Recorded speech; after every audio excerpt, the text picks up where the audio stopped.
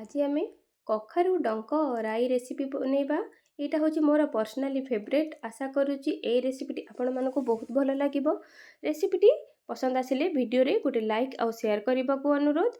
Channel ले नुआ थिले चैनल को सब्सक्राइब करी पाखरे थिबा बेल आइकन प्रेस कर नहीं जांतु, जहाँद्वारा मोर आगक आसुवा समस्त नुआ नुआ वीडियो आपण मानक प्रथम करी देखा मिलिबो। नमस्कार, खांटी ओडिया किचन को आपण मानक अनेक अनेक स्वागत। चलतु आम ए कखारु डंक राई बनैबा। एठी प्रथमे गोटे कड़े मु गरम करी नहीं जाउची, सेथिरे गोटे बड़ चामच सोरिष तेल ऐड करूची। आपण माने एठी रिफाइन तेलर मध्य यूज करि परिबे। तेल गरम हेगला परे मु एठी गोटे बीड़ा कखारु डंक नेइथिली। तार एमती सिरा छड़ेकी आको एमती छोट छोट काटी नहीं जाइची। आ अल्प किछि कौलिया कखारु पत्र को ऐड करिची। जेहेतु एटा डंक राई एथिरे मु डंक बेसी ऐड करिची। एबे एठी गोटे मीडियम साइज आलू को मु चोपा छड़ेकी आको छोट छोट साइज रे एमती काटी नहीं जाइची, ताको ऐड करूची।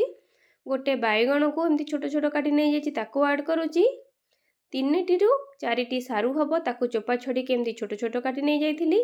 गोटे जह्नी को काटिके ऐड करूची। कखारु एठी गोटे छोट गिना हबो, ताको ऐड करी नहीं जाउची। छोट गिनारु टिके कम हबो कखारु। सब परिबा ऐड कला परे एथिरे मु स्वाद अनुसार लूण ऐड करी नहीं जाउची। गोटे बड़ चामच हलदी गुंड ऐड करी नहीं जाउची। एबे आमे सब परिबा को हलदी और लूण सहित भलसे मिक्स करी नहीं जिबा। तापरे लो टू मीडियम फ्लेम रे 5 रु 6 मिनिट आको कवर करिकी टिके भलसे संतुली हेला जे कुक करिबा, जेमती कि एतरु परिबारु जो पानी बाहरिबो जेमती भलसे सुखी जिवो। ताको एबे कवर करिबा लो टू मीडियम फ्लेम रे 5 रु 6 मिनिट पई छाड़ी दबा। परिबा कुक होला भितरे आमे तापई गोटे मसला बनै नहीं जिबा। मसला पई मोठी गोटे बड़ चामच कला सोरिष नैची। आपण चाहिले एटी धला सोरिष मध्य यूज करि परिबे किबा मिसेई कि मध्य आधा आधा यूज करि परिबे। जीरा एटी गोटे बड़ चामच नैची। रसुण एटी पाखा पाखी 12 रु 15 कोला नैची। आपण रसुण जदि खाउ नथिबे आको स्किप करिवे। सुखिला लंका 2टी नैची। आपण जेतिके राग खाइबे कम कि बेसी मध्य करि परिबे। भजा बादाम मु एठी 12 रु 15टी नैची। कंचा बादाम नेबेनी, निश्चित भावे भजा बादाम नेबे। जदि रसुण पकाउ नथिबे तो निश्चित बादाम दियंतु, सागर टेस्ट बहुत भलो आसीबो। देखंतु एठी हमर केते चिकनिया पेस्ट बनी कि रेडी हे गला। एबे हमें कवर काढी के देखिबा। हमर एठी परिबा भलसे संतुली हे जाईची। देखंतु परिबारु जो हमर पानी रिलीज करे परिबा से भी सुखी जाईची। एबे हमें सेथिरे बाटी के रखिथिबा मसला को ऐड करिबा। एबे मसला पके सला परे परिबा को मसला रे भले से गोळेई नै जिबा। खोला रखिकी आमे पखा पखी 2 रु 3 मिनिट से मसला को परिबा सहित टिके कसी नै जिबा। बेसी समय नै पखा पखी 2 मिनिट टिके लो मीडियम फ्लेम रे कसी नै जिबा। एमती 2 मिनिट हल्का ताको कसी नै गला परे आमे ताको एबे सेतिरे पानी ऐड करिबा। बेसी कसिबेनी, मात्र 2 मिनिट पाखा पाखी ताको हल्का टिके कसी नै जिबा, जेमते मसलार कंचा स्मेल पळेइबो। एबे आमे आवश्यकता अनुसार सेतिरे पानी ऐड करिबा। पाखा पाखी एठी गोटे ग्लास मु पानी ऐड करिची। एबे आमे आको कवर करिबा और पाखा पाखी 15 रु 20 मिनिट कवर करिकी कुक होबा पई छाडी दबा।